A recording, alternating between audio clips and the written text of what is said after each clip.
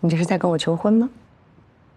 你看，我们两个在一起也好几年了，我这个年龄早该成个家了，而且我师傅马上就要改行，我以后再也不用打打杀杀的了。我只想和你一起好好过日子，嫁给我吧。韶华，你看，韶华，你干嘛呀？楚小姐，你这是什么意思？别杀了夏楚！我都不知道你在讲什么。别装了，穆队长。是谁造的谣？谁？韶华，你是不是弄错了？好，那你告诉我，你是怎么升的职，又是怎么拿到的一大笔奖金？是谁告诉你的？若想人不知，除非己莫为。别开枪！误会。夏楚死了，是枪走火了。我发誓，我没想开枪的。他身上5个弹孔，全都是走火吗？当时场面太乱了，枪声一响都在开枪，谁是谁根本就不清楚。真的是你？我当时在执行任务，我发誓，我不是冲着夏初去的，而且名单上根本就没有夏初的名字，是他自己突然出现在那儿。是你开的枪！当时有人在喊，有人拒捕，我就稀里糊涂的开了枪。我真的不知道那个人就是夏初。你连开了3枪，他都已经倒地了，你还补上2枪。真的是你杀了夏初？韶华，我当时真的是昏了头了，我真的不知道我自己做了什么。我现在也很后悔，韶华。后悔？穆队长，你在庆功宴上可说的是，如果知道杀共党这么来钱，你愿意多杀几个？我知道，我现在讲什么都没用了，请你看在你和二舅的情分上，给我一个赎罪的机会。条件你随便讲，只要我穆子如能做到的，我绝对去做。别扯上我们姐妹！你要谈条件也可以，你去找家书谈，如果他能原谅你，我没有意见。不要，二舅，让开！不要开枪！让开！家书死了，我要替家书报仇。我知道，但是我求你，不要开枪！走。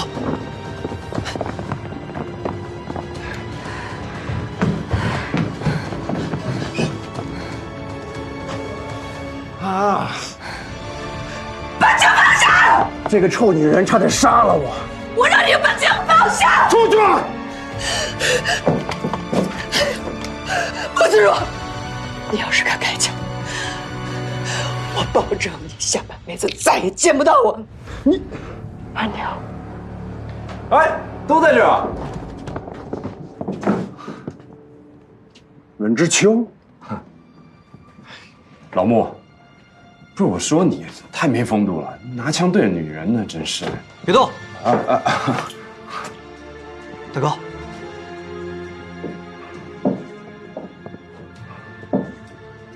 还有你儿女啊，枪不是这么玩的啊！放下。这没你的事儿，快走。我们不是约好看一场电影吗？这是什么地方？是你想来就来，想走就能走的吗？行，那就都别走了。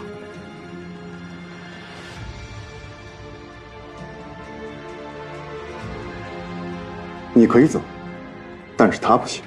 那不行，这电影票买2张，他不跟我走，你跟我看。走了，亲爱的，看电影了。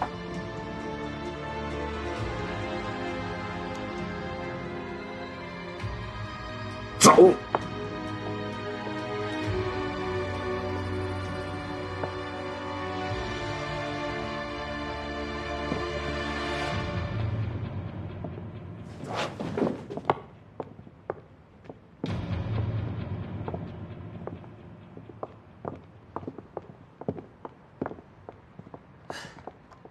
妈的！追！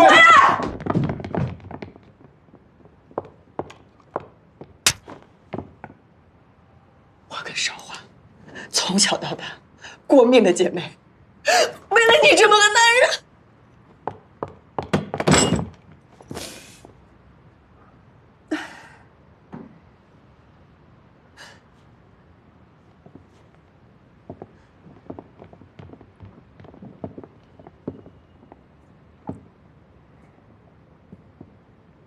我知道你对我好，我以后一定会加倍还你。穆子如，咱们俩没有以后了。什么意思啊？今天我救你一命，算我还了你这么多年对我的感情。从今往后，我们各走各的路。为什么？你杀了夏初，我如果再跟你在一起，就太对不起少华。你居然为了一个不相干的男人要跟我分手？你不知道，夏初对于少华来说意味着什么。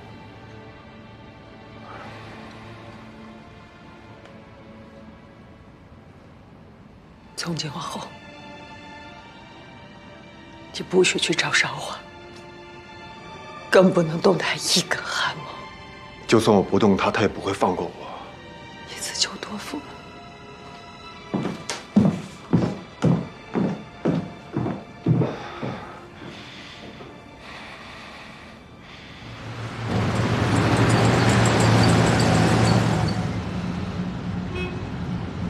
枪还我。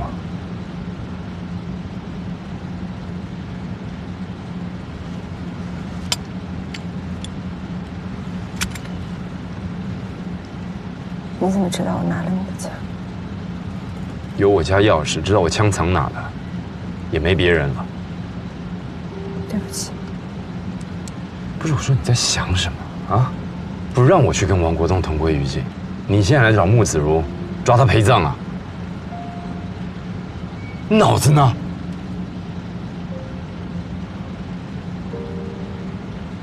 我只是想给夏初报仇。那用这方法？你的精明呢？判断呢？还运筹帷幄啊！刚要手雷炸了呢。受伤没？没有。下次别那么冲动了。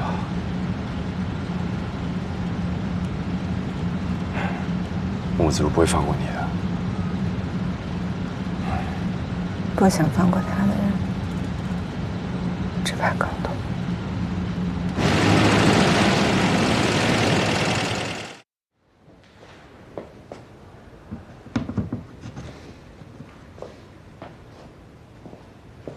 白小姐让人送来了。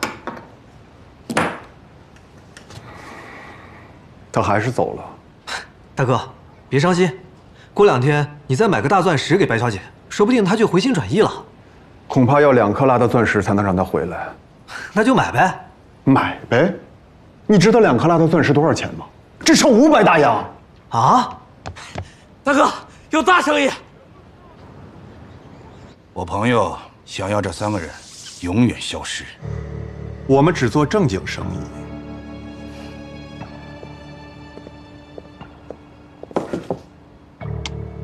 这是3成定金，10成之后再付7成。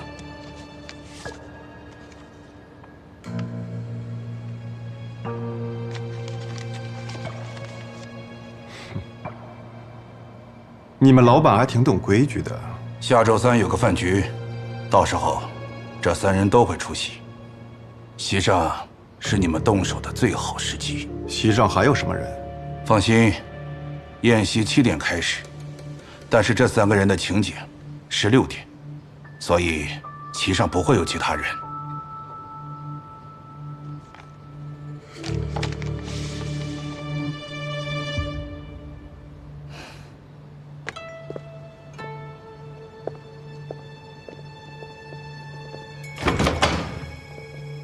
大哥，金先生才说过，不准我们再接这种生意。要是别的生意就算了，但是这一单，就算是没有金条，我也要干。要是被金先生知道，要是被金先生知道了，那也是田家找人干的，跟我们有什么关系？田家，自从田大少丢了国药工会主席的位置，他可是对夏元恨之入骨啊。另外，大哥，要是杀了楚韶华，你和白小姐可就再没法挽回了。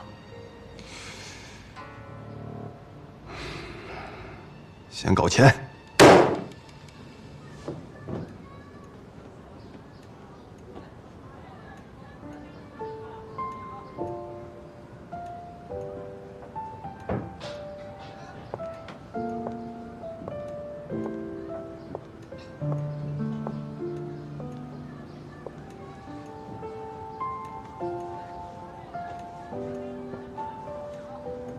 哦，对了，你穿我新做的裙子去。哎呀，不用，我是去谈生意，我不是去拍电影。哎呦，谈生意更得打扮得漂漂亮亮的。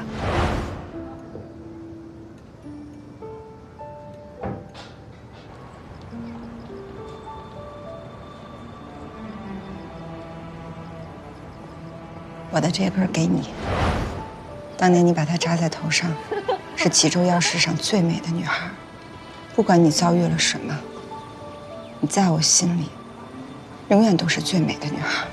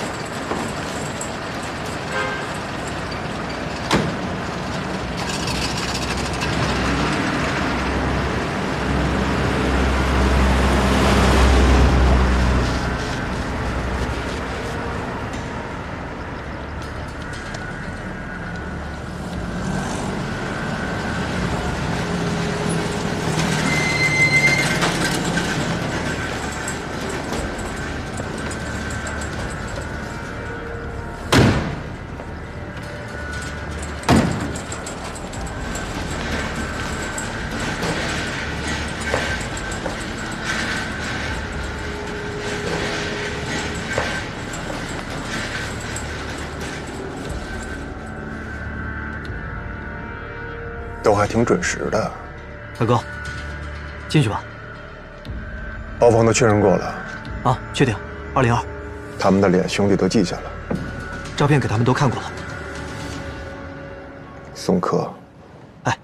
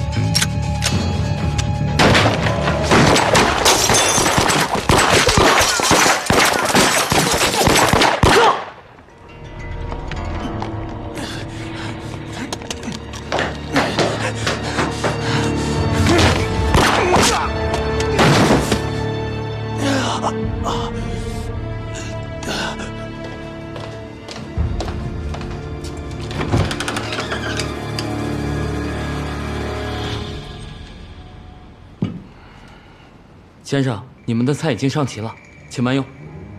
来，小弟。啊？下面怎么样了？巡捕房的人已经撤了，抓走了一个人。刚发生什么事啊？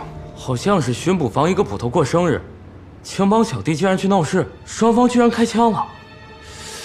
你看这帮人太不长眼啊！可不是嘛。谢谢老板，请慢用。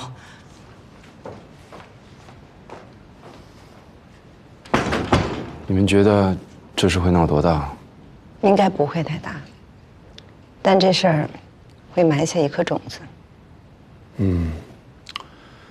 假以时日，再施些肥料，这颗种子就会发芽。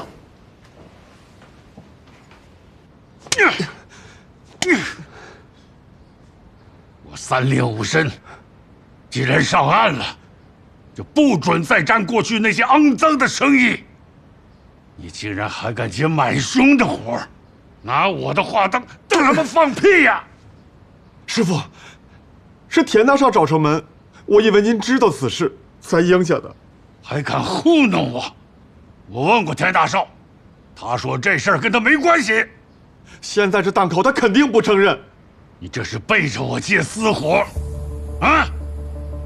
他妈的，你他妈的！禁烟局的差事不肥吗？你还挣这份脏钱？挣钱也就挣钱吧，最起码干活的时候手底下要利索点儿。可是你竟然点错了人，点错了人也就罢了，你竟然还撞上了巡捕房，让人抓了活口。你给我惹了多大个祸！多大个祸！告诉你小子，要是因为这事儿我进不了行政院，当不了参议，我第一个把你扔进黄浦江，听到没有？师傅您放心，我早就已经对外放话了，说曾阿三几年前就被我们逐出青帮了，他不是青帮的人，不管他以后在外面干了什么，都不会影响您的政治前途。放屁！你说不影响就不影响了。就这个小小的禁烟局局长，多少人眼红，多少人想把我拉下来。你今天这事儿就是授人以柄，知道吗？师傅，我错了，你饶了我吧。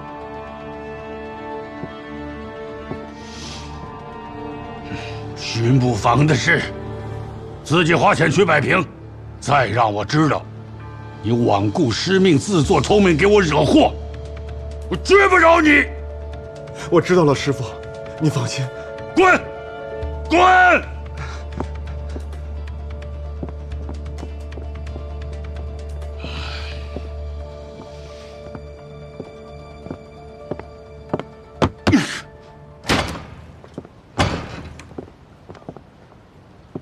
我们账上还有多少现银？还有3万多大洋。都取出来。但愿这3万大洋能让巡捕房消消气。那曾阿三呢？牢里待着去。不捞他？捞他？要不是他把302搞成202，我会赔这么多钱，我会挨这顿揍。捞他，我不把他扔进黄浦江已经够仁至义尽了。大哥，消消气。哦，还有，你们把这个楚少华给我盯紧了。哎，等这件事情风平浪静之后，还是要找个机会给他除掉的，要不然我这眼皮老跳。明白。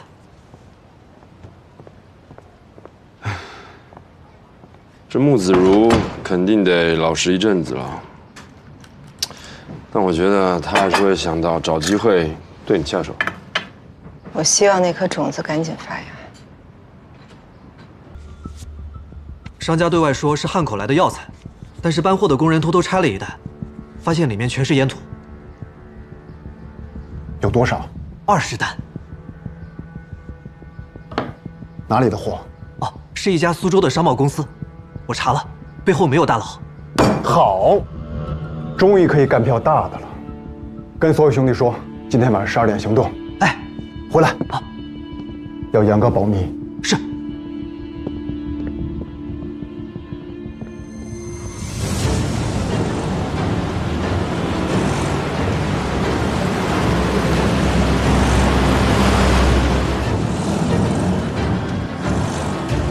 开门！我们是禁烟局查缉处的，快开门！给我敲开！快开门！给我敲门！开门！开门！快开门！快开门！开门！开门！快开门！开门！开门！快开门！开门！开门！开门！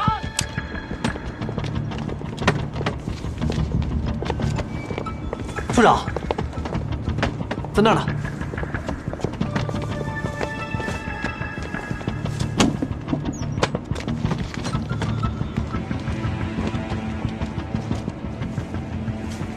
高档货？对。怎么这么少？暂时只找到这么几单。你不是说有20单吗？这他妈最多2单。我让兄弟们正在继续找。所有角落都好好翻翻，都好好翻翻。处长，到处找了，确实没有。再找找，那些木箱，还有那些麻袋，找了吗？哎，都快送自去了。去，把守门的叫来问问。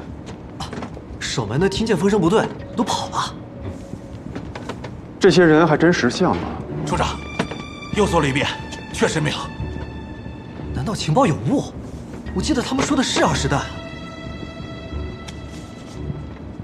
2弹就2弹，也算是没白忙活。按照您的吩咐，上交1弹给局里，孝敬金先生60斤，我们自己留了100斤。另外，报告我也找人写好了，已经放到金先生的桌上了。我们自留的100斤，你处理给谁了？哦，还是给老胡了，他出的价最高。据说金先生的60斤，也给了他。我们上缴到局里的那1弹，应该也在他那儿。这就不知道了。下次你可以试一下。上午我们上缴的赃物，下午在他那儿就能买到。老胡神通这么广大？什么神通广大？后面有人罢了。喂，哦，师傅，啊，对对对，我在。好，我马上过来。金先生找我，一定是你复述扶正的事儿。你小子从早到晚净想好事儿。不过话说，这事儿也该了。处长，等你回来庆祝啊！来，师傅，您找我？坐。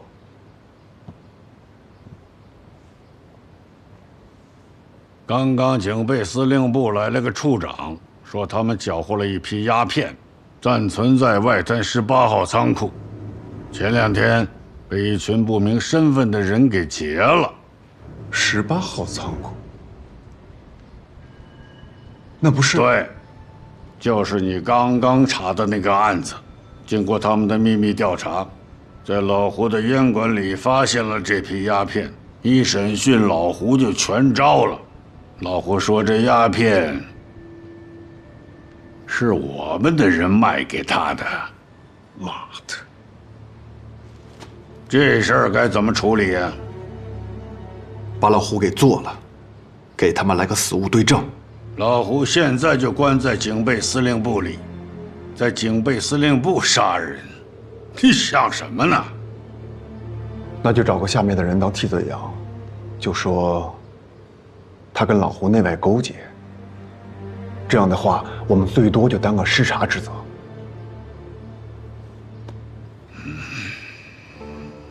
事到如今，也只好如此了。小子，你上回惹的是巡捕房，这回又惹上了警备司令部。顾子如，你答应过我不再自作聪明了，这才过去多久啊？又给我惹这么一大祸！师傅，我提前查过了，那批货是一个苏州商人的，跟警备司令部没有关系。放屁！你要是查过，能有今天这事儿？饭桶！师傅，我错了，我以后一定谨小慎微，不再跟您捅娄子。您再给我一次机会。算了吧，警备司令部那边我去解释，就说是个误会，大不了陪他们一桌酒席。不过，那批货要足额退还，这事儿你自己想办法吧。好，您给我2天时间，我把那2担烟土给补上。2担？他们跟我说的是20担。20担？怎么可能啊！警备司令部一口咬人就是20担。现场所有的兄弟都可以作证，绝对只有2担。警备司令部一定在报虚账。金先生认定报虚账的是我们。为什么？我怎么会知道？是不是金先生不敢得罪警备司令部的人？又或者，他知道这2年我们报虚账的事儿了？大哥，我们该怎么办？怎么办？我怎么知道怎么办？还不是你！要不是你的破情报，我会惹出这么大的事。你不是说苏州的公司没有背后大佬吗？是没有大佬，人家背后是警备司令部。大哥息怒。现在金先生让我还出20担的烟土，我上哪儿去找？大哥，你不觉得这件事有点蹊跷吗？警备司令部缴获的烟土，为什么要交给苏州一家八竿子打不着的贸易公司来运输？还要伪装成药材，还放在不起眼的仓库？要我说，他们这批货肯定有见不得人的内幕。之前确实有传言，说军方也在偷偷的走私鸦片。对，如果我们能掌握他们走私鸦片的证据，不仅这20担烟土不用赔，恐怕你提什么要求，他们都得答应了。你再去调查一下苏州那家公司，我去找个熟人打探消息。适当的时候，还是要利用一下舆论。是。卖报！看上海鸦片屡禁不绝的内幕，看外滩18号仓库的秘密。知情人士透露，有军方人士参与鸦片走私。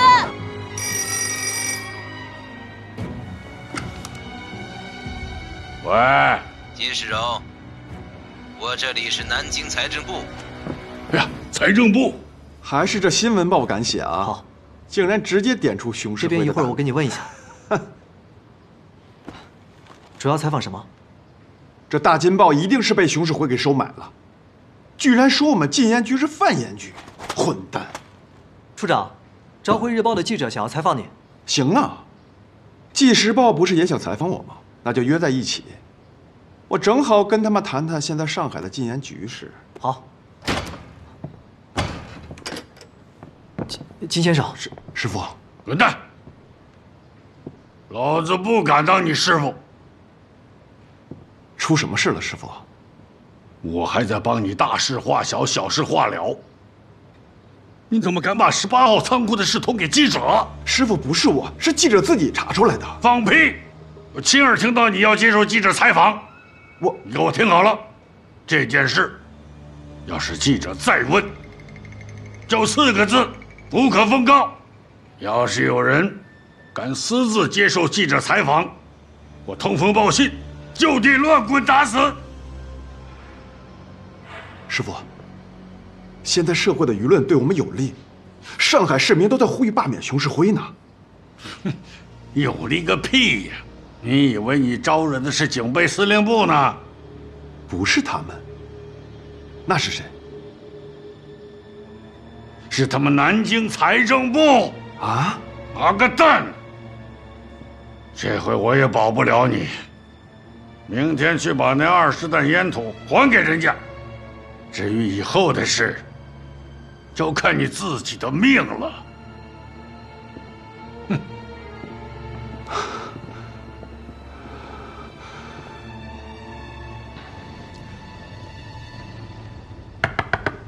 冰心。冰心，快开门！老莫，快开门！我们分手了，你还来干嘛？快收拾东西，我们走。怎么了？我去查鸦片，得罪了南京财政部，他们要让我明天之内交出20担烟土，要不然的话就要上交200万的大洋，不然的话就会军法处置。你师傅呢？他不管你吗？别提那个老东西，他为了自己的前途，把我推出去当替罪羊。怎么会这样？200万大洋，我要交出去，这辈子就白干了。我们不如带着钱远走高飞。我们去哪儿啊？我们有钱，想去哪儿去哪儿。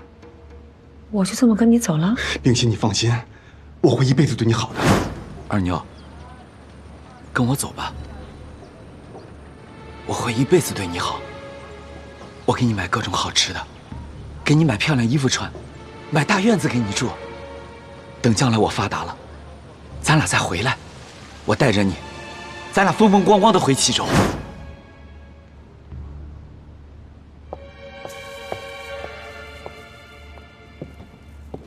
床我已经准备好了，我们今晚就出发，先到广州，再到香港，之后我们再决定去哪儿。老莫，我不能跟你走。为什么？我还有电影要拍，也还有生意要做。都什么时候了，你还拍什么破电影？我倒台了，你的生意很快也会垮的。是，拍电影虽然不怎么赚钱，但至少我可以糊口。生意也一样，虽然挺难的，但这段时间我自己确实把它撑起来了。你要为了这些东西抛弃我？我们2个人已经分手了。你之前不是跟我说过，不管我以后怎么样，你这辈子都认定我了吗？啊？对不起，老穆，变了。我现在只认我自己。你是不是另外有人了？你胡说什么？一定是！出去！我早该知道的。夫妻本是同林鸟，大难临头各自飞。更何况我们不是夫妻。我让你出去，走了。我可以出去，但钱我必须得带走。什么钱啊？你这几年要是没有我，你能有现在的身家？你可以不跟我走，但钱我必须得带走。莫子如，我警告你，你别想打我钱的主意啊！既然你对我无情，那就别怪我对你无义了。滚开！莫子如，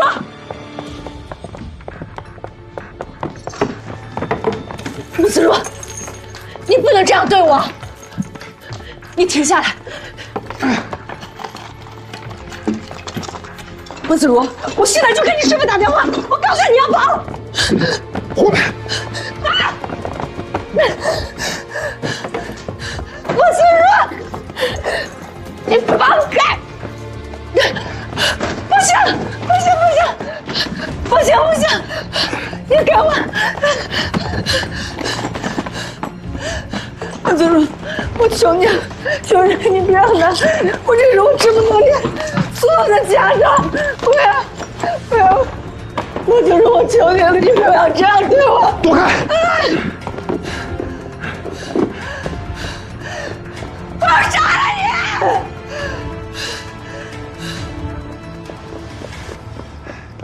走，走啊，走啊！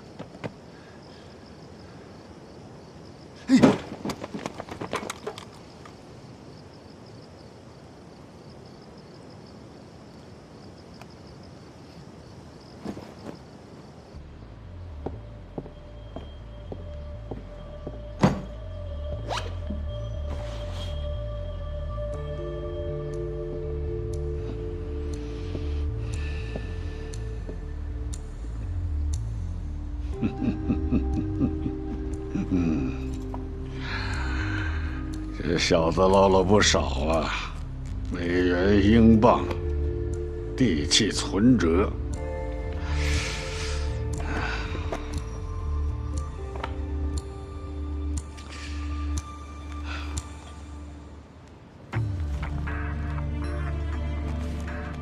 我他妈知道你小子贪，没想到你他妈是个巨贪。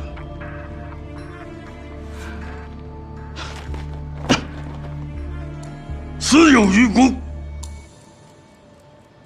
小初，大哥替你报仇了，你可以瞑目了。小初，你放心吧，我会继续向前走，去看外面的世界，去做所有我想做的事情。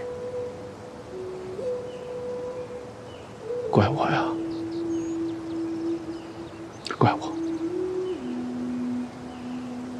我就是从小什么都太依你了，我就该狠点心，让你留在家里，不让你去留学，你也就不会认识那些革命者，你也就不会有今天。你是拦不住他的，这是他的信仰。人都不在了，有信仰有什么用？活着不好吗？和家里人待在一起不好吗？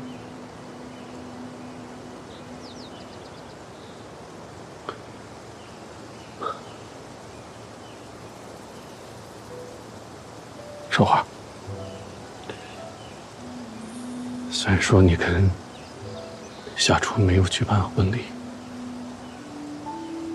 但在我心里，你已经是一家人了。我曾2次邀请你加入守元药庄，你说你要自强自立，婉拒了我。但你现在已经是夏家人了，没有理由再拒绝我了。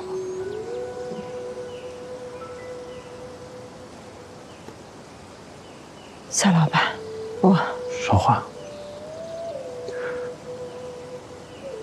像夏初那样叫我大哥。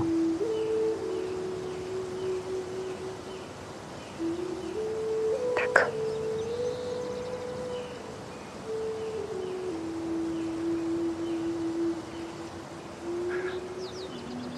大哥，信任你。大哥现在想把上海的市场全都交给你，好吗？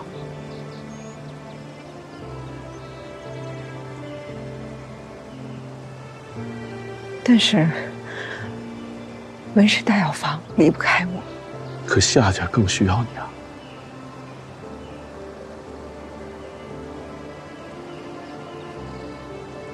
大哥，你给我一点时间考虑，可以吗？大哥等你。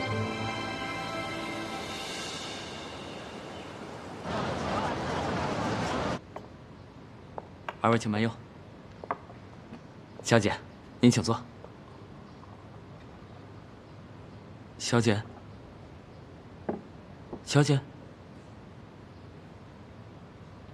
你怎么来了？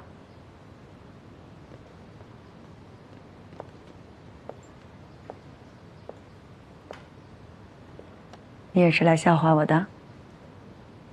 笑我认人不清，遇人不淑，牺牲了姐妹情救下的男人，居然抢光了我全部的积蓄。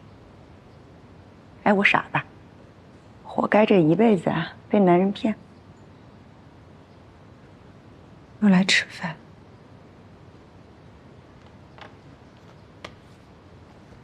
点菜吧。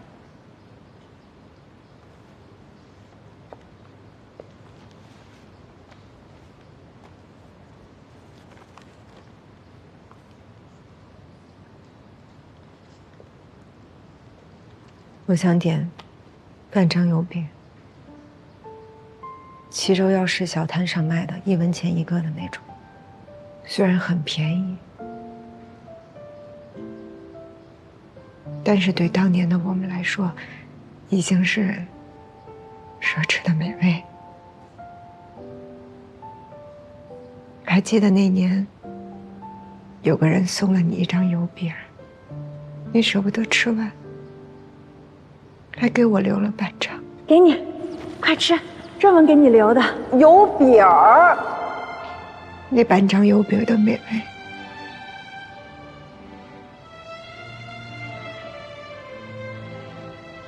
我到现在都还记得。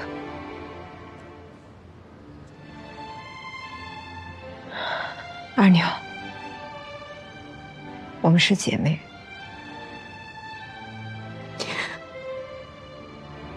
我怎么可能笑话你呢？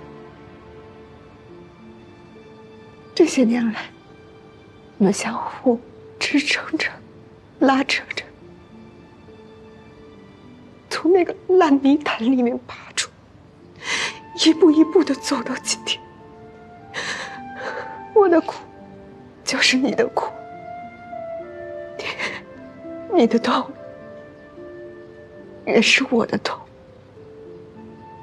我当年什么都没了，你为我流泪，而现在你如此狼狈，我也只想着，想用我自己的办法，尽量的去疼惜你。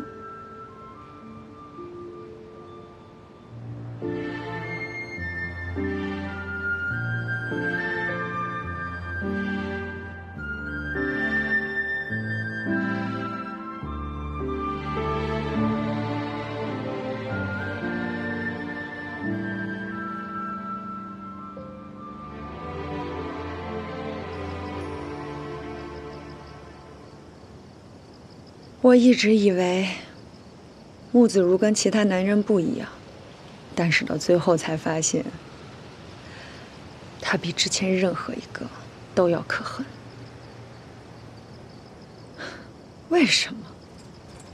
哎，为什么我遇到的男人都是这样？命吗？可能就是命中注定吧。就像我和夏初一样，命里就不能在一起。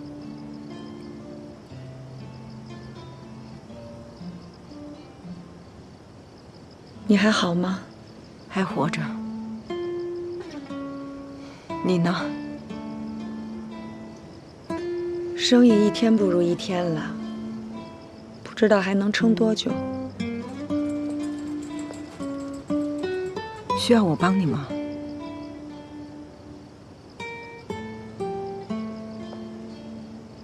真需要的时候，我会开口的。好。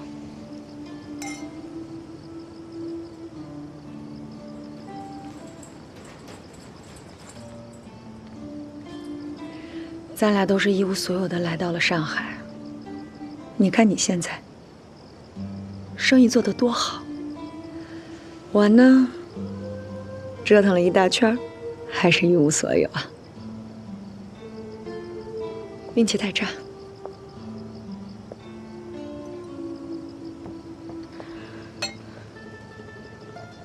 二妞，你有没有想过，有可能跟运气无关？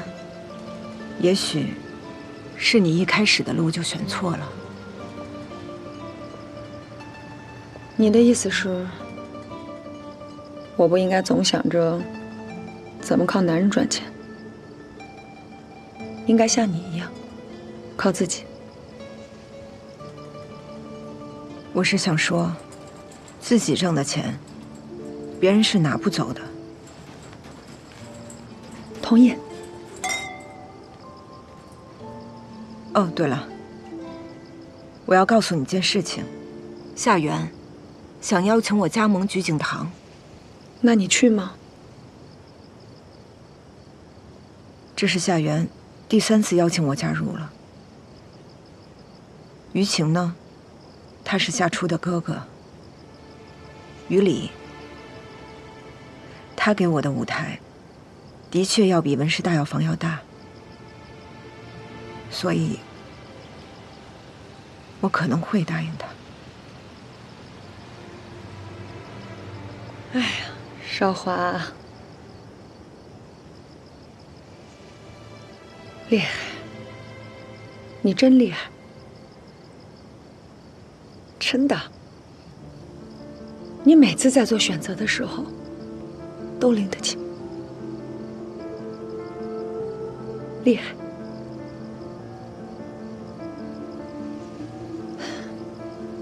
你去了菊景堂，见到他会不会想夏初啊？我怕你伤心。我已经没有心了。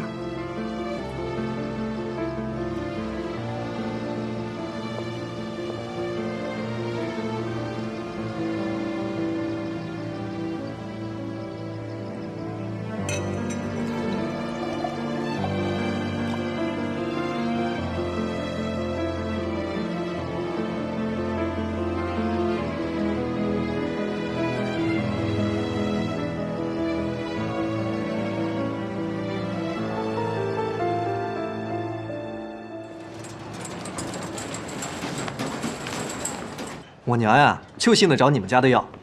谢谢。来了，文老板。等等啊！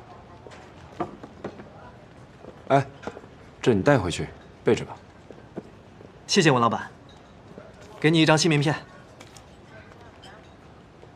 林处长，多谢文老板相助。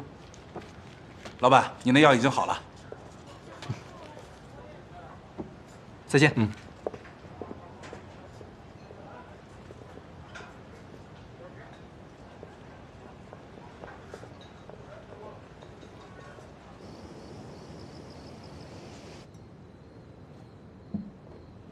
穆子如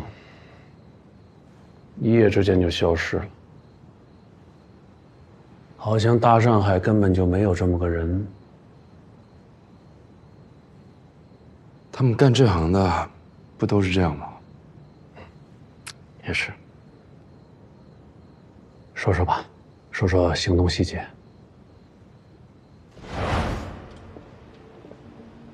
那种子可以发芽了。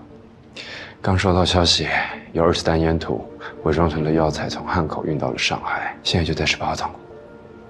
20担，那批烟土的主人是有点来头的。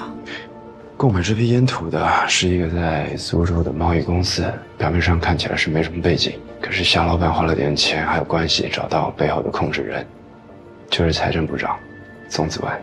那既然如此，咱们就送一份大礼给穆子如吧。今天晚上12点。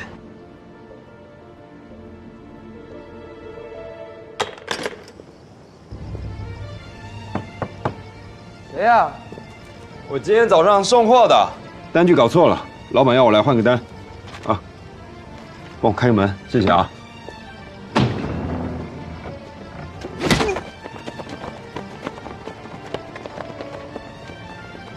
快，拖出去！找到了。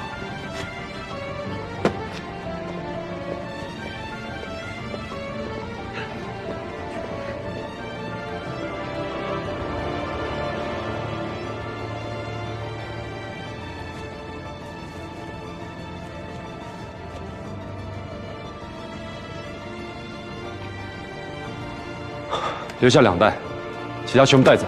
是。我们先撤，留2留守。如果有人砸门，往后面跑。是。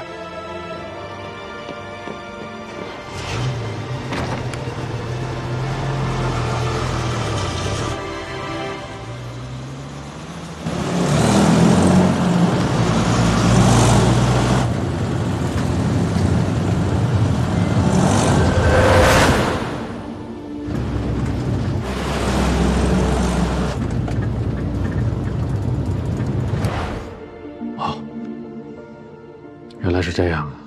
穆子如之前不顾金先生的政治前途，接下买凶杀人的生意，就已经让金先生十分不满了。而这次又因为鸦片案得罪了财政部，他从中私吞了100多斤。就算是金先生再大度，他也不可能再把他留下来了。更何况金先生本来也不是什么大度的人。现在政府的几个部门为捞钱，各种办法走私鸦片，还互相攻讦。与其说穆子如是死在金先生手下，不如说他是死于这场内斗吧。这穆子如的手下也是功不可没呀。其实也要谢谢夏老板，是你先查出宋子文是幕后的主使，还提供了我们人手，我们才能执行这样的计划。哎呀，咱们都功不可没。来，来。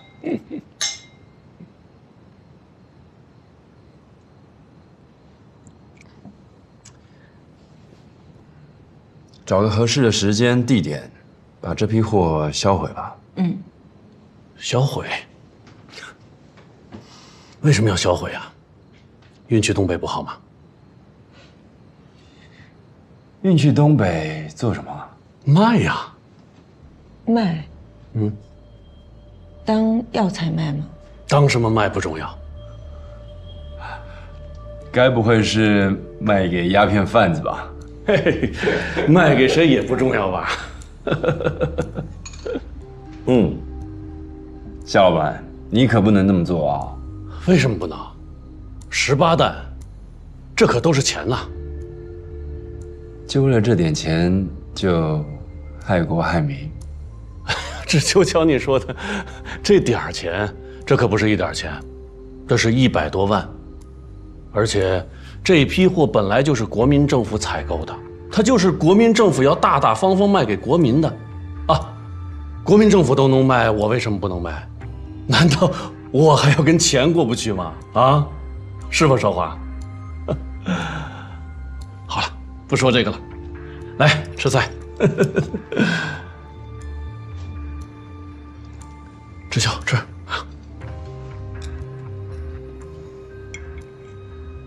这有些钱是不能挣的。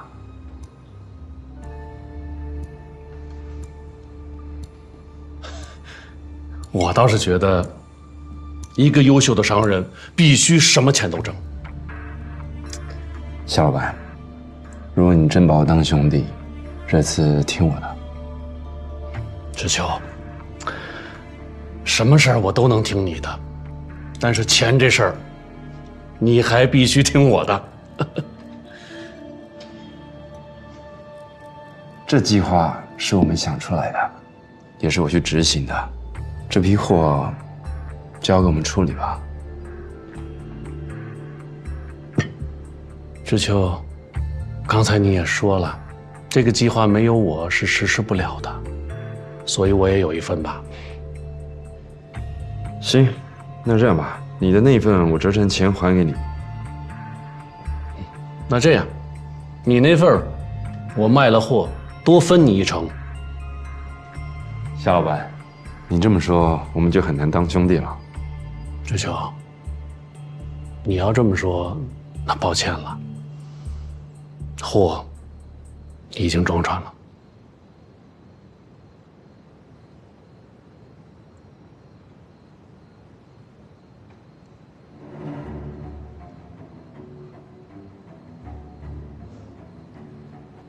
我先走了。志秋，他这是怎么了？以前不这样啊？啊？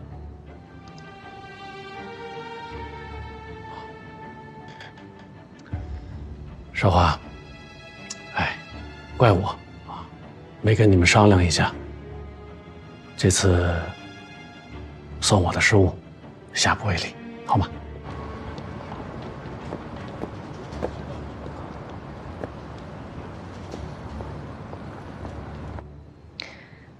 大哥，我们做药铺生意的，是治病救人，而这鸦片，伤人害人之物，并且如果用鸦片来牟利的话，是有违我们的本心的。是，你说的有道理。开药铺要治病救人，但开药铺还有一个目的，就是挣钱呐。你不挣钱，也是违背初心的，对不对？而且退一万步讲，这些吸食鸦片的人，都是无药可救、死不足惜的。如果夏初还在的话，你觉得他会怎么劝你？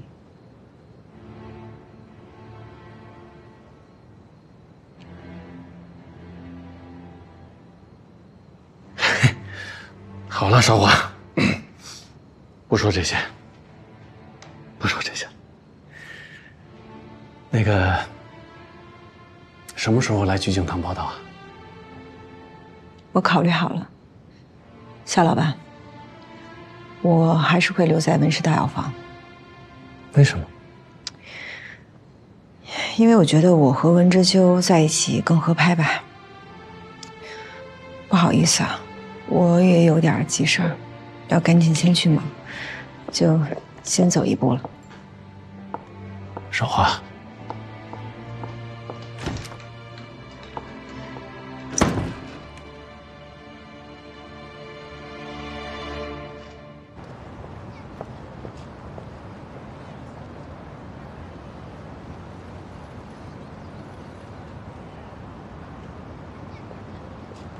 这事儿不能就这么算了。我也这么觉得。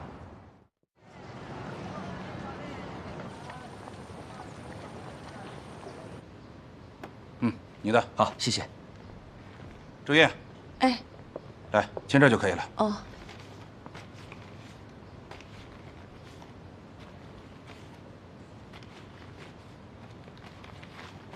哎，这个可不能看。你的，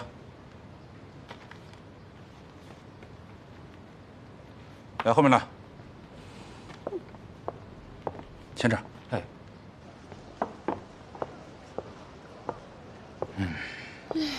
哎，回来了。嗯，哟，怎么了？这是这么多肉？今天不是发薪水了吗？哎，你领了多少20个大洋。你领了20，我领了32，咱们俩加起来都超过50了，那还不得吃点好的庆祝一下？什么好庆祝的呀？我跟你说啊，少忠，我可是看见了，高经理、小潘，对了，还有那个童老头，他们都50、60的领。哎呀，你看看这多好啊！咱们不跟人家比啊？为什么不比？论亲疏，论资历，咱比谁差了？凭什么少拿这么多呀？哎，你要这么想啊，跟北平比起来，咱们现在过的日子那是神仙日子，不是吗？那明明还可以过得更好的。好，好，好，以后会更好的啊！哎，小宝呢？这都几点了？怎么还不回来啊？是不是又被学校给留下了？没事，很快就回来了。嗯。哎，哟，哎，你找什么呢？等了，老子要杀人！楚小宝，你胡说什么呢你？你杀谁？刘远航、张丽萍。那不是你校长和老师吗？对呀，他们敢开除我，老子要杀他们！你说什么呀？啊？他凭什么开除你？哎，小宝，都给我放下！你就别再给我惹事儿了！小祖宗，你是不是在学校跟人打架了？啊？呸！你敢吐我唾沫，反了你了啊！娘，在学校他们都欺负我。楚经理，文老板说陈辉马上要出去留学了，所有费用从公账上出。不用了，陈辉的留学费用我已经都给他准备好了。来，另外还有件事儿，不能耽误，您看一眼。好。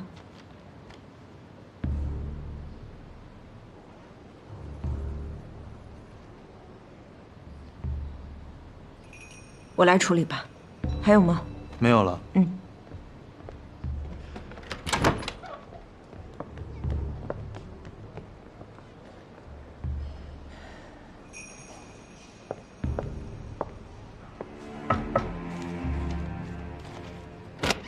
找我有事啊？妹，一个让我请你去家里吃顿饭。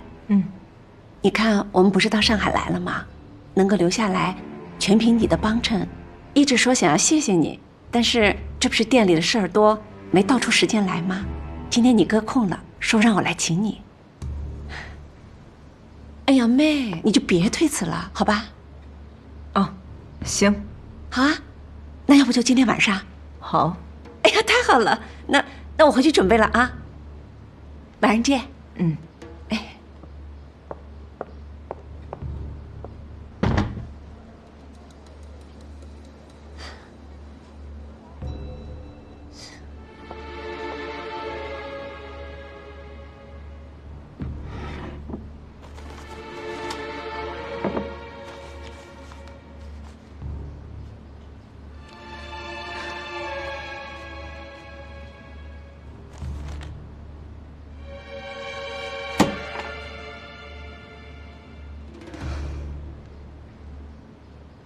都好吗？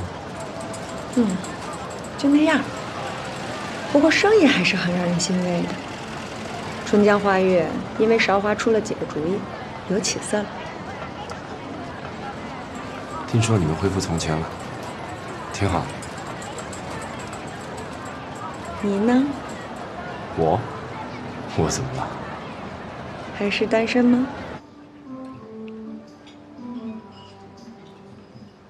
二妞，我们不适合啊。你想什么呢，文之秋？我二妞再缺，我也不能找朋友的男人啊。我是想问你，要不要继续把韶华追回来？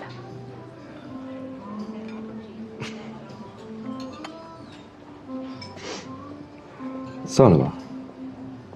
为什么算了？你不爱他了？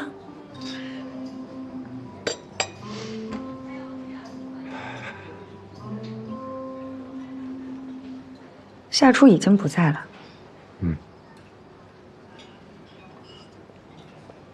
就是因为他不在了。嘿，文之秋，你跟我认识的那些男人还真不一样。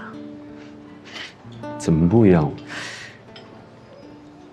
你太绅士了。你说以前有人在你前面挡着，你往后退，现在没人了，你怎么还退呀？我就跟你直说吧，韶华现在状态不好，我很担心她。他怎么了？你看，你还是很在意她的。她现在看起来很正常，但是跟以前完全不一样，眼里没光了，也完全没有以前那个劲儿了。所以，如果你真的在意她的话，咱们就一起努力，把以前的韶华找回来。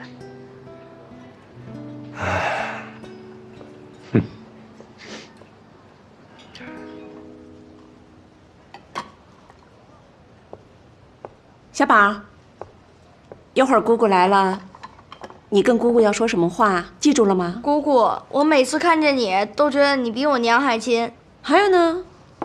姑姑，我给你当儿子好不好？将来我一定孝顺你。记住了啊，就这么说。我觉得你啊，就别白费心思了。韶华要想要个儿子的话，人家自己不会生一个吗？他那孤寡的命，生得出儿子吗？说什么话呢？小宝，不许偷吃！你给我放下！你听没听见？嘿，你给我站住！哎呀，没长眼啊！哎，你怎么跟姑姑说话呢？你怎么跟姑姑说话的？韶华，你怎么跟姑姑说话的？来，你给我坐下！行了，别闹了，韶华都来了。哎，韶华，妹，你快坐啊！来，坐。我坐下。这么大一块掉地上。好久不见，小宝又长个儿了。嗨，长个不长心。妹呀，这个房子太小啊，有点太挤了。小宝，你不说想姑姑的吗？姑姑来了。姑姑，我每次看到你，总觉得你比我娘还亲。是吗？是啊，成天就念着想姑姑，想姑姑，姑姑肯定也想她，是吧，小宝？姑姑，我当你儿子好不好？将来我一定孝顺你。看这孩子还想给姑姑当儿子，不要娘啦？小宝，你如果想当我的儿子的话，那以后你门门功课都给考100分，而且还给品学兼优，你做得到吗？啊？那还是算了吧。小宝，你没听见吗？门门功课100分，我还活不活呀？嘿，你怎么说话的呢？怎么就不能100分？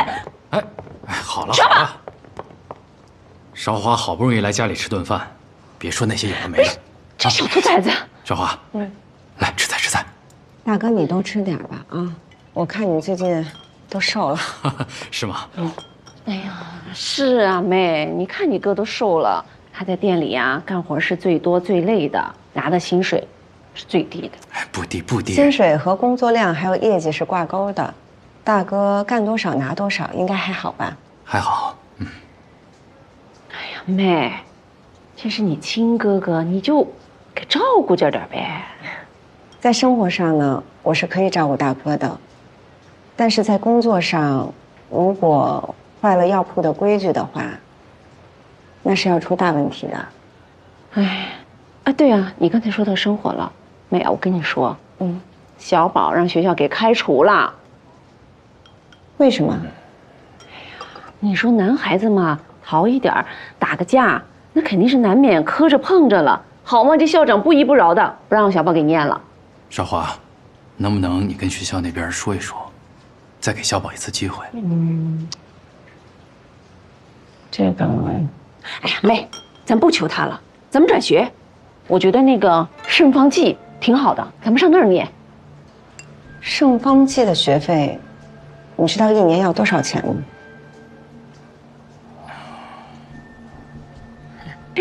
那再贵也贵不过出国留学吧。其实不管是圣方济还是出国留学，只要是小宝的成绩够的话，我都是支持的。不过我看他现在这个样子，也是不想继续读书了吧？我现在头疼的就是这件事情，他就是不爱读书，感觉不是读书的料。那如果这样的话，还不如去学门手艺算了。也是个出路啊。那钱怎么办呢？什么钱？小宝读声风记的钱呀，还有出国留学的钱呀，那不得都给小宝啊？不是，不读了还给什么钱啊？那不读书了，咱们拿这笔钱给小宝置办点产业不好吗？反正是花在他身上，那不挺好的吗？你这就过分了。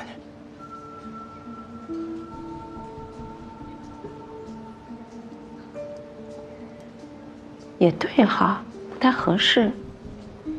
哎，要不然这样吧，妹，你看啊，我觉着反正你也一个人，要不然让小宝给你当儿子，娘给儿子花钱不过分吧？天经地义。我没有儿子，我只有一个女儿，她死了。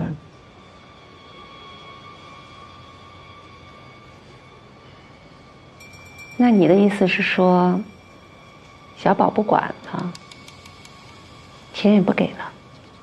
对，一分钱都不会给。大哥，我告辞了。好。楚少华，你觉得你这么做，对得起你大哥和我吗？你倒是说说看，我怎么对不起你了呢？你自己做的事儿，自己不知道？我还真不知道。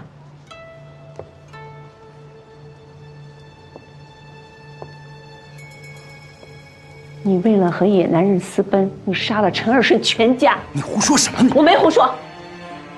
我和你大哥替你保守了这么多年的秘密，成天为你担惊受怕，现在是你报答我们的时候了。还说，官府已经结案了，陈家人是土匪杀的。可是官府知道你还活着吗？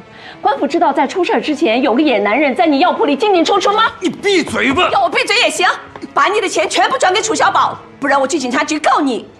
走啊，要不我们一起吧，看看警局是受理你的杀人案，还是受理我告你诽谤。你别以为我不敢，我等你。少华，你是不是疯了你？他挣那么多钱，不该给我们点吗？少华，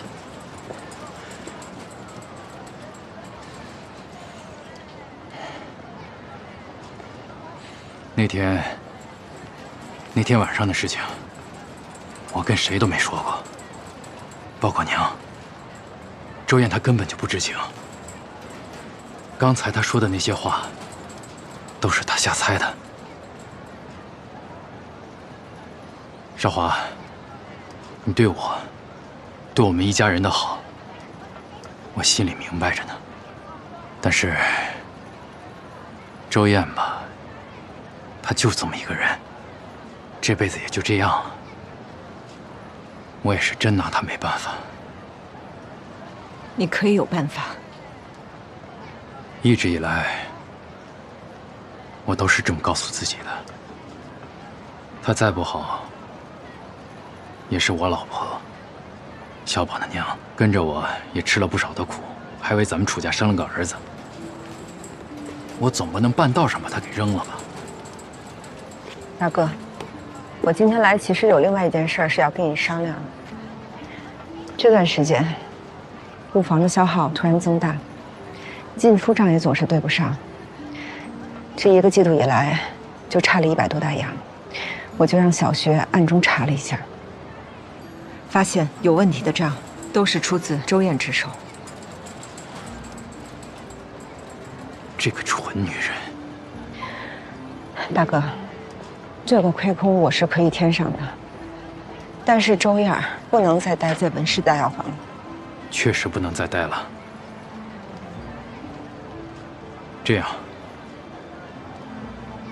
我跟周燕一起辞职。不。这个事儿跟你没有关系。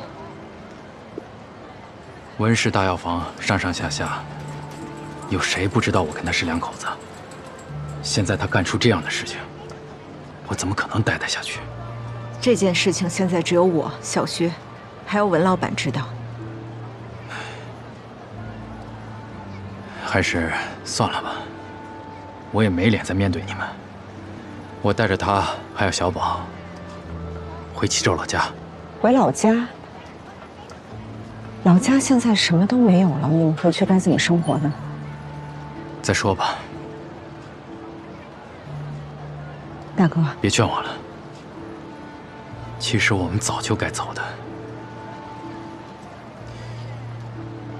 少华，你就安心过好你自己的日子。周燕那边，我会看好的，不会再让他来打扰你。